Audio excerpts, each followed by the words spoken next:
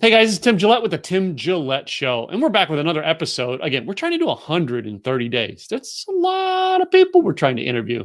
So, sometimes, you know what I mean? We connect with people we know, and sometimes it's a person who's introduced to us, and we've been friends, we're kind of friends, and sometimes it's strangers. Today's episode is, Dr. Terry Wager, and actually Terry is someone I met through Paul Fink. Some of you guys seen Paul Fink on last week. I met him through Paul. And we're going to find out a little bit about him today. All right. You're going to have him on the broadcast, but do me a favor. I mean, you're seeing this. Go share it out with your friends. All right. Make sure you hit the subscribe. Go find us on YouTube. We're also on iTunes now. And become a subscriber of the show, because this is only the second season of our show. And, who knows what we're going to do next after we do this 100 interviews in 30 days. It's something weird because we don't do everything normal. We actually have to make it different every season. So anyway, let me bring on today's guest, a great friend, all right, and a great doctor, Dr. Terry Wager. How you doing, buddy? Good. It's wager, but Wager. like a bet. One of the things that I normally do, Terry, I ask people in the pre-show, so how do you pronounce your name? How do you pronounce your name? Well, we've never actually talked about my last name because it's not famous like yours. Hey, don't worry. My last name's Gillette. People cut it up all the time. Aha. You remember that movie? Aha. I do. I don't remember what it is, but I remember that. Yeah. So Terry, man, talk to me, man. What are you guys doing now? Other than being locked at home?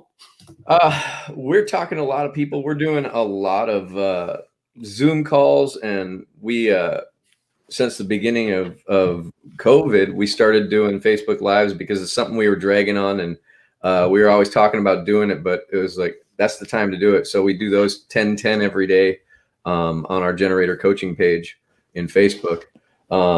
But we really just connect with people, talk to them, inspire them. We're of the idea that, this isn't necessarily the time to grind or not grind, but it is the time to continue doing what you've been doing and maybe pivot a bit.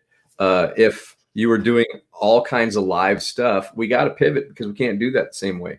Mm-hmm. And so it's really about how we pivot in a way that we're not changing our whole business structure, but we're still actually alive and working towards making money, creating business, because our economy hasn't stopped. It's been hurt a little bit, but people are buying still. People are doing the same things they were doing. They're just doing it in a different way. Mm-hmm. And there's a lot of media out there saying that things have slowed down or there's problems, and everybody's getting scared around a bunch of different things, especially toilet paper. And so, I was talking to a guy who has a water company, and this was just yesterday. I was talking to him, and I talked to about 15 or 20 people yesterday in between all of the different things I did. I was with you for a couple hours. Mm-hmm. But right before I got on the phone with you, I was talking to a guy who owns a water filter installation company. And when he moved into his warehouse, he had thousands of bidets just left there from the last people. And so as soon as this thing hit last month, he ended up selling 500 on eBay just right off the bat. And so now there's a bidet shortage. But that's the kind of idea of how to pivot, is like, what do? I sell water to people and businesses shutting down for right now or going on hiatus. So what do? Well, I can sell bidets. And so that's what he did. And there's a lot of different things everybody can do. Mm-hmm. It's interesting you say that. I mean, he found them in his warehouse and he decided to sell them. I did this blog post, gosh, Terry, it's got to be 8-9 years ago, where I basically sold junk in my house to buy $500 or $1,000 worth of Apple stock. And like within 2 years' time, that $1,000 was worth $5,000. Yeah. You know what I mean? And it was junk. It was not like stuff that was like a value. It was just like, it was a value to somebody for $20 or $30. Right. And I never thought about, like, what I mean? Imagine if you took over a warehouse and there was stuff left in there. Hey, let's sell it on eBay. What the hell? Yeah. And it went crazy. And he's like, I could have sold many, many more But eBay got worried because all of a sudden I went from not selling anything to selling 500 of them. So they had to go through the safety check to make sure I wasn't scamming people. We still got plenty left. Like, well, are these things that you're helping your coaching clients with right now? It's like, you know what I mean? Hey, what do you got that we can do? I mean, walk me through that. Yeah. What do you got? What do you do? How can you do the same thing in a different way? Whether it's online or whether it's, you went and saw people. It's really weird. And I mean, I had the same thing when I first started, but picking up the phone's difficult for some people. And so, well, I do face-to-face. I have heard that from so many people. It's like, I really just have to be face-to-face. Well, there's Zoom, there's the phone, and that's a limiting belief that you actually have to be in front of somebody to sell them. And the reality is selling them isn't really selling them as much as how can I help you and what do you need? What do you want? And the funny thing is we get into this idea that we're selling and then I got to get the deal. And that's not what it is, because most of the time I don't want the deal. And you were saying this yesterday, is I want select people. Actually, I hear you say this all the time. I want select people that I want to work with, that want to work with me. I don't want everybody. Yeah. And so that's the whole idea of niching. And, when I first started, I was a clinical psychologist turned business coach, business strategist. And I walked in the business going, I can help anybody because I know how to help people get rid of anxiety. I know how to help them get rid of stress or depression or anything like that, because those are all in our minds. We believe them very strongly, so they limit our ability to get rid of them. And then we have the whole country telling us that these things are things that we have to live with the rest of our lives. And you can go on TV and watch them give you 2 or 3 drugs to deal with this problem, that if you just stopped listening to you might be much better off. And so you might. I had to. I mean, I was a teenage kid with a drinking problem, and I listened way too much to myself, stressed myself out, and I dealt with it with alcohol.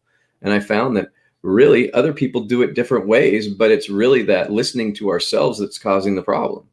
And so that's where I went. And so I came into the business world going, my business was working with people in a private practice at that time. And I had 2 groups of people that had stress and anxiety because they wanted to grow their business and didn't know how. So they were stressing out, not sleeping. And then this other group of people over here that is really weird because my hands are on the other side, but I'm seeing a mirror. But these people over here were stressed, depressed, anxious, and not wanting to change it. And so these people over here were business people, and they actually took what I was suggesting and did it. And so I was like, I like this group, not so much of this group. And so I cut my practice in half, sent the people that didn't want to change to other people, and I just kept with the business people, and I changed my whole model. And I was 6 figures in the therapy world, and that's not easy to do, especially with insurance and things. And so changing my model, I didn't know how to market myself. I didn't know how to sell. I didn't know any of that. I had to learn, because the psychology world, you can't advertise and you can't sell. You can't do those things. And so I had to learn all those in the last year and a half. And so a lot of it is the same social psychology stuff I learned in school. So I just took those principles and went, okay, how do they work? Oh, I got it. And really it turns out that a lot of the sales process is how I talk to people about changing anyway, because really selling is about helping people to realize that they have a problem, change it, and then pay the money to invest in themselves to make the change. And so that's what I do with them. And then when they invest in themselves, this, when people invest in themselves, they start to see changes very quickly. And it's the people who want the freebies or want to get the little bit that they can and put out the little bit, they don't make change very well, because they're stuck in this idea that the scarcity of I don't have enough. And so they just don't move forward as easily. There's a couple things that I wanted to go back to in here. First of all, you talk about a lot of things that you're helping your coaching clients with, but before I go to that, is your background. All right, let me, you know what I mean? Because, this is something that you and I really never discussed, and I Yeah. never knew, but, you know what I mean? Your background, you mentioned that you have a degree in psychology and you have a doctor in front of your name. Could you talk about that a little bit? Yeah. I went to school for a long time and didn't quit. Um, Wait a minute. Aren't you still going to school? I am. Oh, yeah. Different right. school. Different school.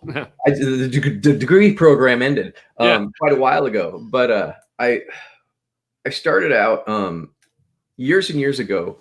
I stopped drinking, and really that's the beginning of my story. Is I stopped drinking, and I realized that I have to help people to stay out of my own way. Mhm. And I found out that I was actually pretty good at it. And so I decided I wanted to make that kind of a career thing. I was a cook in a restaurant at the time, and I was a pretty good cook, but I couldn't stand what I was doing because it didn't feed me the way I wanted to be. So I went to school for psychology, and I went to this little school in Portland or Oregon called George Fox, and it was a Christian school. And I figured I needed that because I was kind of a heathen, or a really actually a pretty good heathen. And so I needed a little bit of spiritual inspiration, and it didn't work very well, maybe a little bit. But then as a result, I met somebody who was in that same area, and they decided they wanted to go to USC, and they wanted me to go with them. So I was like, all right, I'll go to California. And so I transferred to USC, and I ended up graduating USC with BA in psychology. And while I was there, I started working with severely emotionally disturbed kids in the hood, down in South Central. And these kids were messed up. I mean, they would go around and bite and kick and just go ballistic on people, and they could not control themselves. And I was like, this is what I don't understand, and I want to. And so I have to go a little further with my education to really understand what's going on, because I want to help. Yeah. And so I ended up going to grad school and getting a much better education. And I really dove into attachment theory and how people work with rejection and attachment, and the need to attach to people at the same time as the fear of. Gotta love it when the phone rings. Right? I don't know why. It's my mother-in-law, and I'm not sure why she's calling me. Right? Yeah, my mother-in-law. Yeah, she always calls in the middle when I'm in an interview. Yeah. Right? I'm on TV right now. Yeah. And so she'll now call Christine. But so I actually ended up going to grad school to learn more about this, and I became an expert in attachment. And I started working with kids with severely disturbed attachments, and really started to understand how we work with each other, and how all of us, no matter what level of normalcy we all have this overwhelming desire to attach to people, and this overwhelming fear that we're going to get hurt. And so that dynamic really plays well into business as well, especially like cold calling and things like that. Like, oh, okay. Well, I went from there. Then I worked for, in my internships, I worked with inmates in prison system for 4 years. And so I had a year internship before I graduated, and the year after that I graduated, working with highly violent inmates, and helping them to learn how to integrate back into the jail system without fighting, and then actually moving into regular society. And so that was my training. And I loved that. That was very interesting. It was exciting. I created a program in the prison system that was a behavior treatment program that the highly violent offenders actually ended up moving into their own established, they called it a cottage, but it wasn't a cottage. It was a brick building. And they actually followed the suggestions that I was making, and they made the changes that they were making. And I had a really successful experience there. And then they closed the prison down because California's budget system. And so I moved on to a private practice up here in Oregon. Mhm. So, how long have you been in Oregon, and what is it that you've transitioned the business to now? I have been in Oregon since 2010, Mhm. and I opened uh, basically a private practice psychology business. I told you about that. I noticed the difference in what I was working with, and Christine was like, "You really like working with this group, and you really don't like working with that other group, and so you got to make a change." And I wasn't really paying attention to myself. I just was doing my thing for a while, and then when I really started paying attention to the fact that there was a group of people that I was working with that just didn't feed me anymore, I realized it was time for me to pivot and change. And so that was probably 2016. Oh, wow. I went into business coaching, Yeah, yeah. and that really looked like having about 4 clients and sitting on the couch for most of my days. Um, at the beginning of it, I just took a break, and that was for about a year, about 8 months. And then I was like, no, I really want to build this thing. And at that point, I was Wager Consulting, and nobody knew what that was, and everybody called me Wager. And so, or Wagner, they love Wagner too. And so I was like, that doesn't work. But everything I talk about with my clients is generating more profits and generating the life that they're looking for. My tagline for a long time has been generate the life and the business and relationships you love. And so I use that one and talk about getting getting rid of the stress instead of just coping with it. We'll get rid of it. Create profits you're looking for. And so probably last year, right around Craig Dunswaltz is when we changed to generator coaching. And so we've been generator coaching for about a year, and we've just been blowing up. Yeah. So with your experience, Terry, and with you know what I mean, when you transitioned into helping people with businesses, are you finding that in the current situation right now? I mean, I actually did a video this morning, and like every coach that I'm talking to, serious business coaches that I'm talking to, their schedule's booked out with like preliminary or even identifier call. You know what I mean? Can you help me out type calls? I don't know what we want to call them. You know what I mean? But like a quick session to see, hey man, can you get my help? Yeah. Are you're booked out? What is it, about 2 or 3 weeks out just to get a call with you right now, isn't it? 2 or 3. I mean, I have some time in my schedule. If somebody catches me at the right time, I'll talk to them because I'm here to help. Yeah. But there's 3 weeks, and it depends.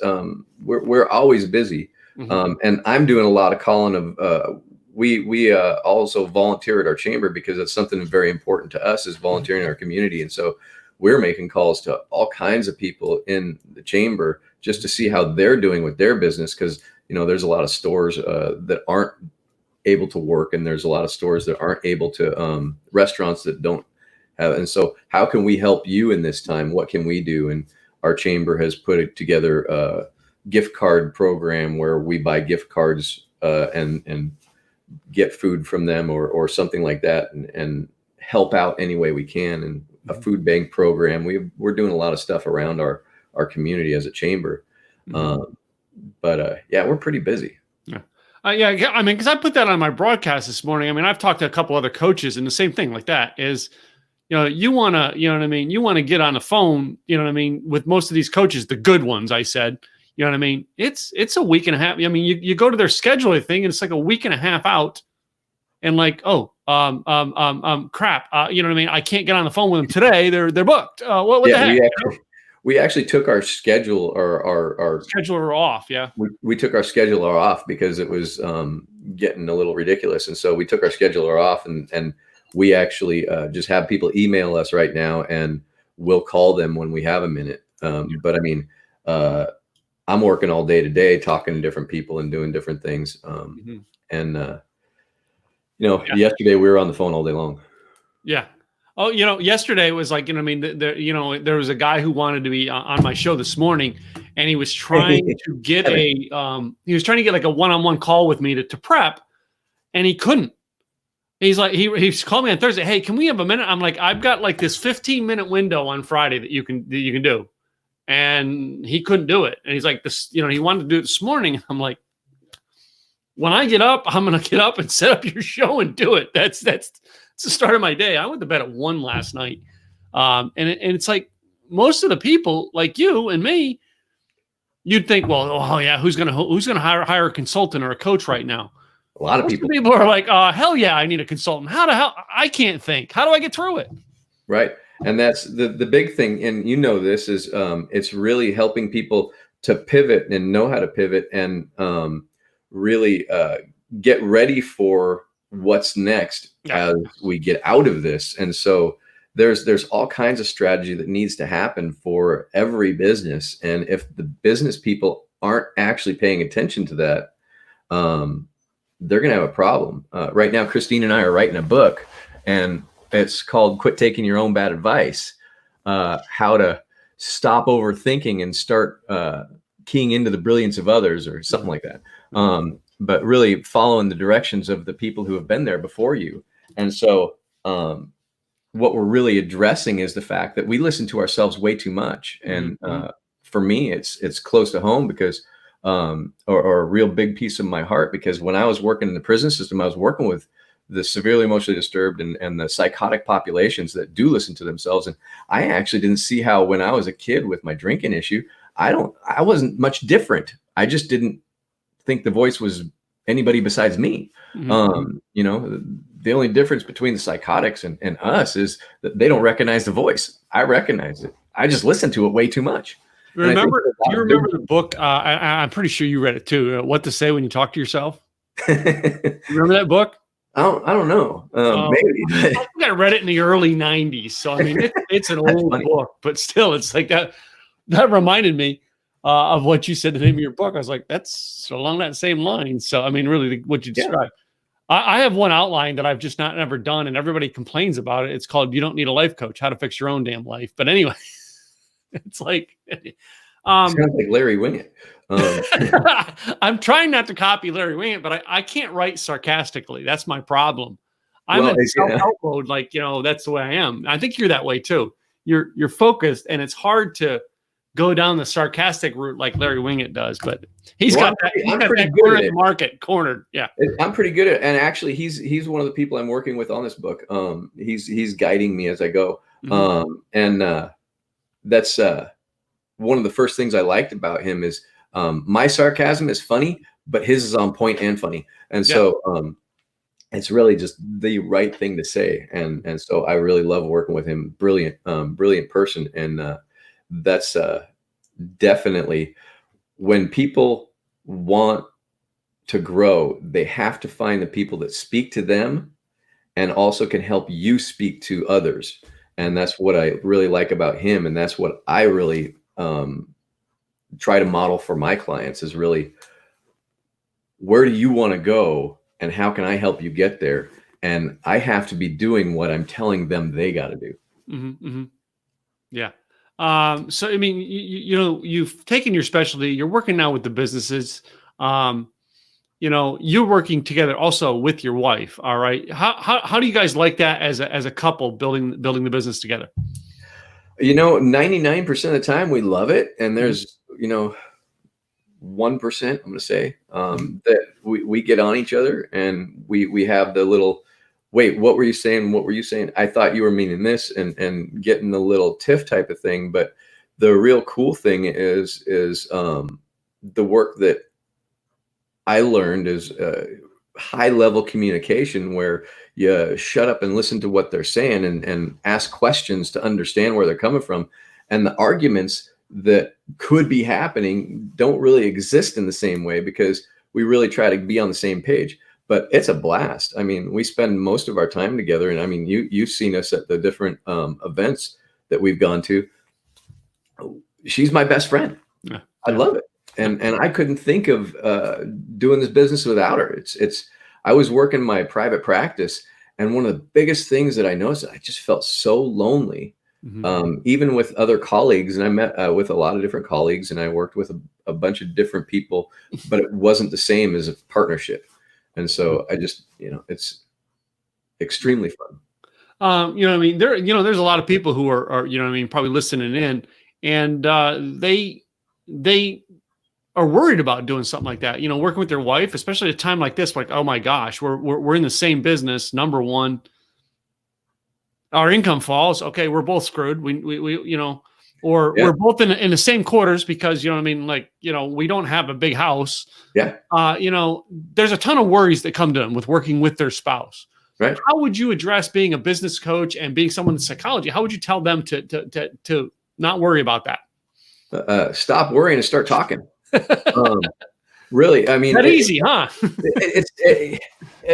That's the short answer. Yeah. But really, it's about really going back to your goals. Mm-hmm. And it's funny because when we really start thinking about what we want, and when I talk about goals, or when any business person talks about goals, it's like, okay, I have goals. I've heard that before. But really, what the hell do you want? Mm-hmm. What do you want? And how are we going to get there? Mm-hmm. And that's what I'm talking about with goals. So what do you want? Do you want a relationship that is thriving? Do you want a business with your partner that's thriving? Then what steps do you need to do to take it? And it's not that difficult when you stop being selfish, self-centered, and you start thinking of the other people. Mm-hmm. And then really, for me, my number one thing is I got to really open myself up to be called on my bullshit. Mm-hmm. Because I've got a lot of it. I love to listen to me think and talk to myself, and all my ideas are wonderful till I share them. And I mean, seriously, I'm like, here's what we're going to do. We're going to do this. We're going to do this. We're going to do this. And as I'm watching her, she does this kind of thing. And I'm like, what? And she's like, that's not going to work. Yeah. And so it's funny because when I see that, the first couple of times I'm like, take it personal and be upset about it. And then I'm like, now I'm really open to, about 5 minutes after, I'm really open to, what do you really mean? Why isn't going to work? Help me understand it the way you understand it. And the great thing is our relationship in business has really opened us up to working with couples. We work with a lot of couples too, who have their businesses, who stress out around each other because it's fun. And we're actually putting a talk together right now that we're both going to do on stage together because that just sounds fun. It sounds very difficult. And so we're like, let's try it. And so I don't know if you've ever spoke with anybody on stage that is a full talk, but the nuances of it are a little difficult. You haven't seen, I don't know if you know what I mean. You've been around coming with the groups to Craig's events to see Craig and I do the blogging section of his workbook together. Yeah. I mean, yeah, him and I, you know what I mean? Because it was a section in his workbook, and because I was into blogging, he just eventually just started calling me. I said, and rather than me come up with something new and fancy, I'm like, hey, Craig, let's just go through what you've got in the workbook, and I'll add some of my stuff to what you're doing. He goes, oh yeah, that works. So he's about the only tag team speaker I think I work with. My wife and I, my wife usually does a segment at my conferences about sales, but yeah, we don't speak together.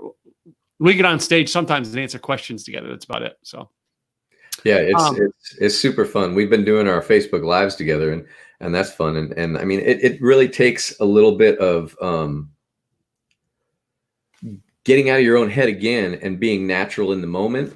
Because the fact of the matter is, we talk over each other, and that's okay. Mm-hmm. But when we first started doing it, like, oh my God, I got to shut up until she's done. But nah. If I disagree with something she says, or more often than not, she disagrees with what I'm saying, she's probably right. Mm-hmm. But it's really being able to have fun. And there's you've heard it before, don't take yourself so seriously, but that's actually Rule 62. And it comes out of recovery in the 1950s, where that saying came from. And it's Rule 62, don't take yourself so goddamn seriously. And it's a rule I live by because, man, as soon as I start taking myself seriously, I take everything that somebody says wrong, and I want to fight. Mm-hmm, mm-hmm. And so if we just stop taking ourselves so seriously, but take the business seriously, take the directions that we want to go seriously, and take the advice of the others who we vetted out and know are good with what they're doing, the good coaches that you're talking about, it's really, it really moves us further. But if we take ourselves too seriously, no one else will. Mm-hmm. Yeah. So, and you guys, I mean, how long have you guys been together? I mean, as a couple, you guys been 10 years? 10 years. About the same time I moved up here, we got together. Yeah. Cool. So it's like you kind of, after 10 years, like Gwen and I have been together 10 years. All right. It's like you kind of know each other quite a bit in 10 years. She's still a mystery to me a little bit, but she knows me pretty well. Funny how that works. Well, Terry, you know what I mean? You're great at helping people with businesses. You've got that psychology background. There's a lot of people who tune into shows like this, all right, and see people like you guys, just starting to try to create content, but yet you have a knowledge worth of wisdom out there. What would you recommend to the other people out there who are in the shoes that you are or me, and they want to start doing Facebook Lives? What's your advice to them? Come up with 3 points and just do it and screw it up and have fun with it. Because the reality is I was in that space, and I mean, I have all this content. I don't know if you can see up at the corner of my thing. There's a little yellow thing with a blue arrow. That's 100% content. Actually, it's insane. Camera adjustment. There we go. Yeah, it's insane, and that's 10 or 15 years of content that I have. And on one poster board, and I just pull things off of there and I talk about it in different ways and how it reflects on them. And that's my way of doing it. But everybody has their own content. And we were talking about that yesterday. It's like, you and I, your life is your content. Mm-hmm. And so whatever you're doing, and Larry Winget says, your research and your experience are your content. Mm-hmm. And so stay in the research. I loved it when you picked up the Augmandino book yesterday and talked about reading that. I can't remember. It's right there. I can't see it now because you moved it. It's here somewhere because we were just talking about it not 24 hours ago. Yesterday, yeah. And when we're reading that material, that's research. Yeah. And our experience of putting that into practice is our experience. And so we all have experience and we all have research. And if we're using that, we have content.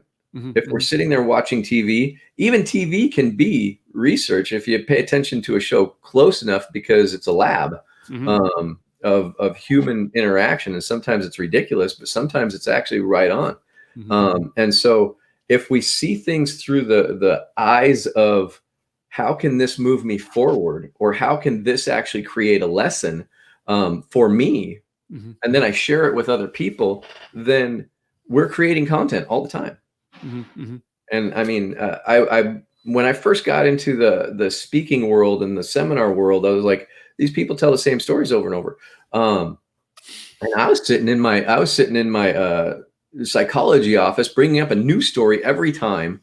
And I was told quickly, just get some signature stories so that you can really bring home your points that you really want to use. And so now I have a couple of different signature talk type things, but I have examples of things all over the place because I have a lot of experience, and as you do.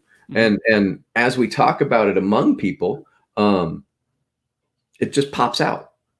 Hey, I was talking to this guy the other day, like I did with the bidet story.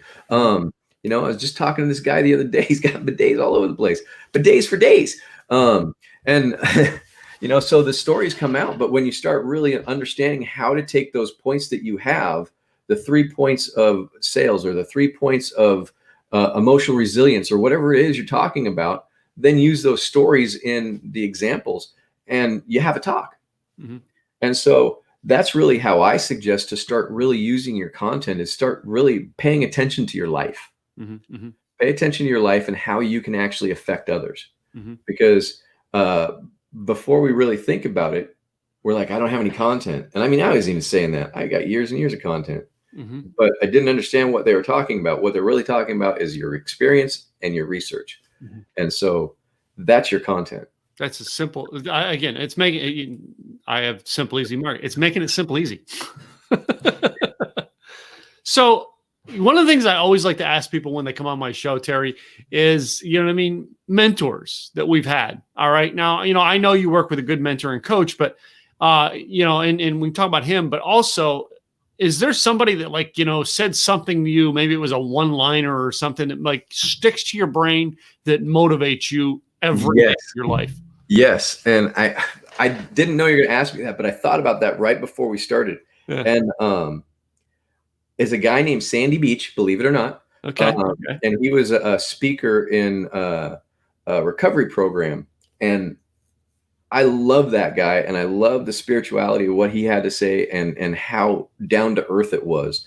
But he says people really get offended sometimes when you ask them why they're not having the success they want, and they get really offended by it.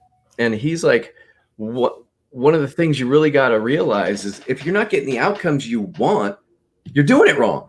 Mm-hmm. And so we cling to those hopeful ideas that someday we'll have it, but hope is not a plan. Mm-hmm. Mm-hmm. And so if you're not getting the results you want, you're doing it wrong. Yeah. And that has stuck with me for years. And so I really think about that every time I'm doing whatever I'm doing. It's my North Star kind of thing. If I'm not getting the results, I got to make a change. Yeah. I got to look at my process and see what I have to do to change. Yeah. If I don't, I always like that. If I don't like it, it's the man in the mirror who has to make the change in order for me to get what I want. Yeah. If it's not going the way I want, the guy to blame is the man in the mirror. I mean, it's like things like that I've heard. It's very similar to that. Yeah. And I find it interesting that, Terry, how many times I've interviewed people over the years that I can ask that question, and there's so many people who can name the person and name the quote. Oh, yeah. You know what I mean? And it is fascinating, especially those who are always educating themselves. Something like that triggered them. And, you know what I mean? For me, mine was, I was 22 years old. Yeah. And it triggers you. You keep going. Now you work with another great mentor and a great friend of mine. You know what I mean? And I know you do a lot of work with him as well. Talk a little bit about that relationship you have with Paul. I met up with him when I was making the change over from psychologist to business coach.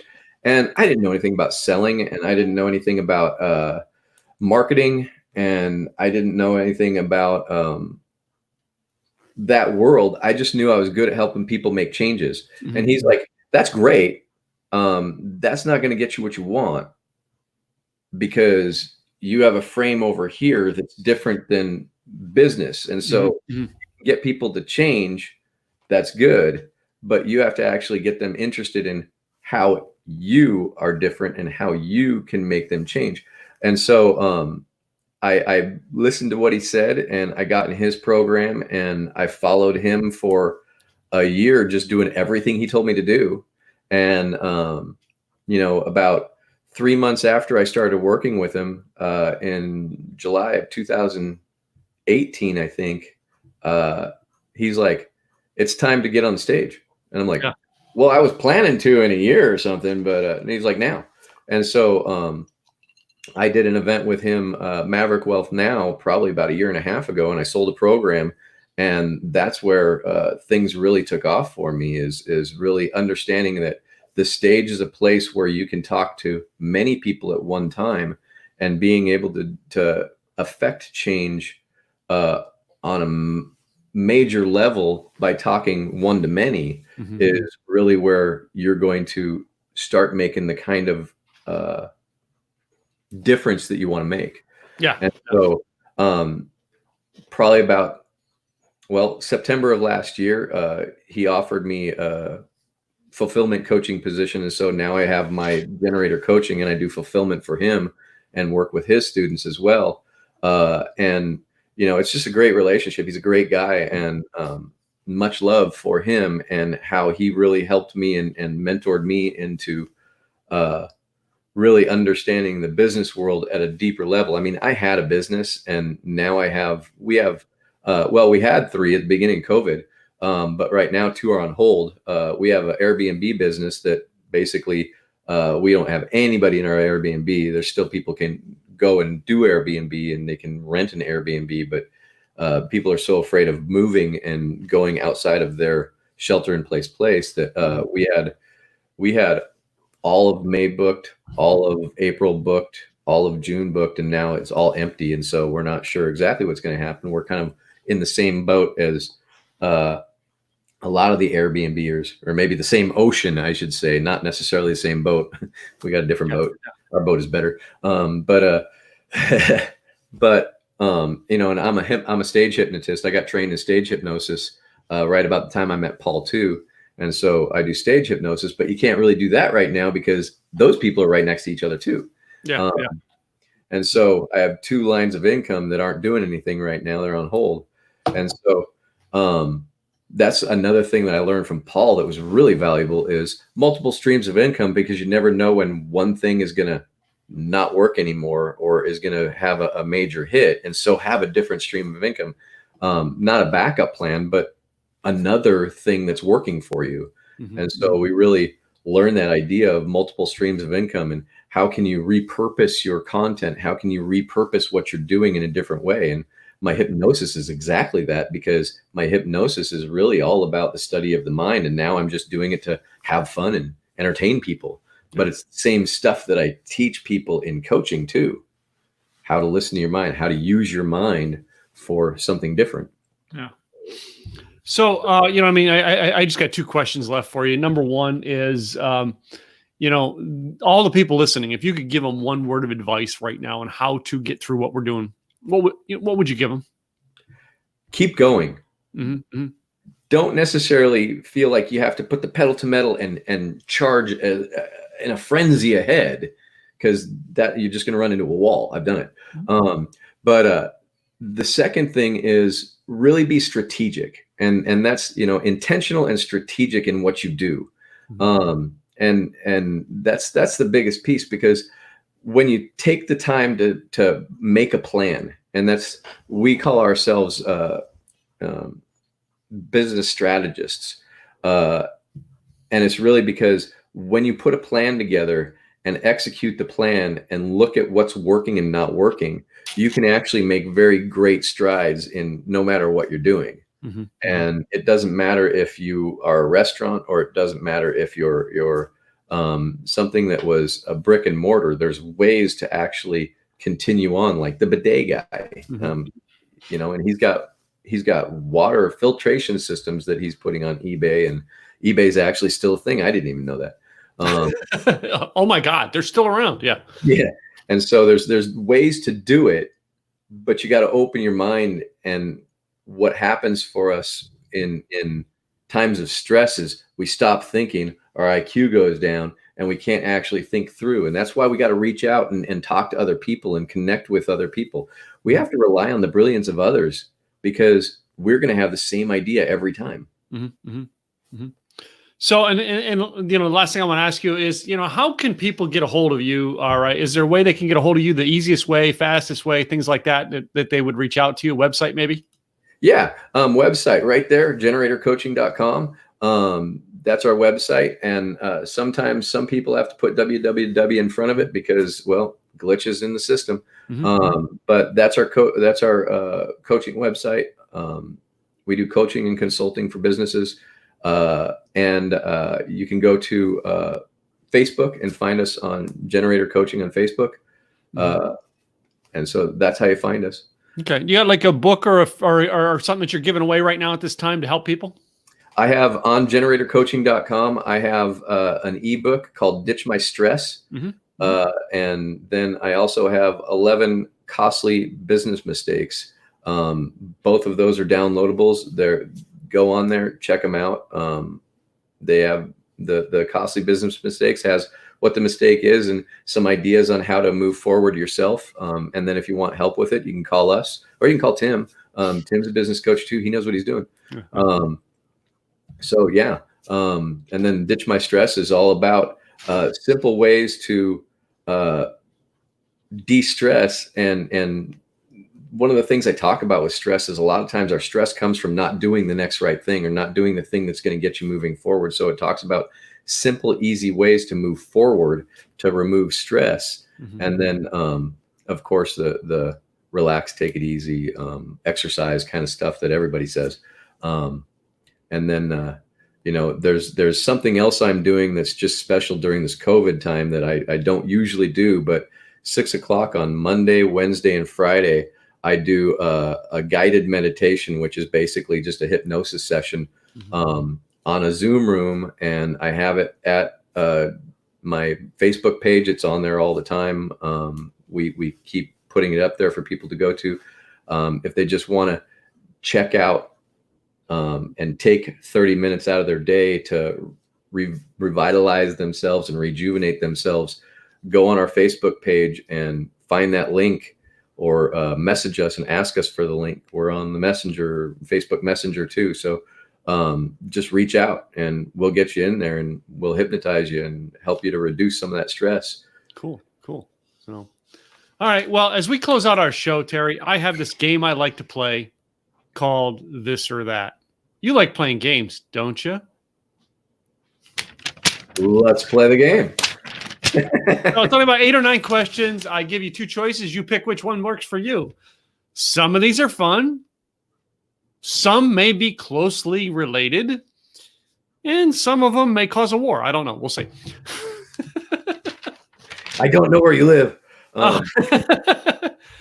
I usually like to start off with this one because I've like to find out who the geeks are in my world. So Star Wars or Star Trek? Oh, man. There's no way to say both, is there? I prefer not, but yeah, what? I'd have to go. You know what? Star Trek with lightsabers. Oh, wow. I never thought about that. That would be cool. But I do like Jedi. In the Star Trek world, then, you Kirk or Picard? I'm a Kirk fan. You're Kirk? Okay. Yeah. Come on. He's the original. Anyway. So in your house and in your business, who's the boss? You or your wife? I was waiting for her to peek her head in the door and go. She did say something to me. You didn't hear it, but she did. If you had to choose a place to go on vacation, would it be the beach or the mountains? Beach. Beach. Yeah. Okay. Like, you're Oregon, so Oregon beaches are pretty nice. Huh? Not that beach. Yeah. Okay. Hot or cold? Hot. Yeah. So if you're going to the movies, do you get popcorn or candy? Popcorn. Okay. How about, you're going out to get a quick bite to eat. Is it a taco or hamburger? Hamburger. Okay. Coffee or tea? Coffee. Okay. Cat or dog? We have 4 cats. 4 cats. I figured that much. All right. This next one here can cause wars I've seen in people's houses. All right. If you have it right now. Toilet paper, under or over? I'm an over. She's an under. Actually, I think she doesn't even realize it, but I'm an over. I don't understand why you want to reach it. Yeah, that doesn't make sense to my brain. Okay. And my last one is boxers or briefs? Briefs. All right. That was an easy one, huh? That was easy. Yeah. Yep. So one more time, tell everybody your website, Terry, so they can get a hold of you and maybe actually connect with both of you and your wife. Yeah, I'm Dr. Terry Wager and my wife, Christine McGinley, and we are Generator Coaching and Consulting at generatorcoaching.com. All right. Well, thank you very much for coming on our show today. I appreciate you being our guest and sharing some great words of wisdom with us. Ladies and gentlemen, another episode, Tim Gillette Show, has come and gone. Be sure to subscribe. We're actually now on Facebook, YouTube, Anchor FM, iTunes. Go subscribe, all right? And recommend the show to somebody else, all right? Get some more people who would like to come on camera with us. We'd love to have them. Go check out Terry at generatorcoaching.com, and we'll see you next time on the Tim Gillette Show. I'm out of here, guys. Bye now. Bye. Thank you very much.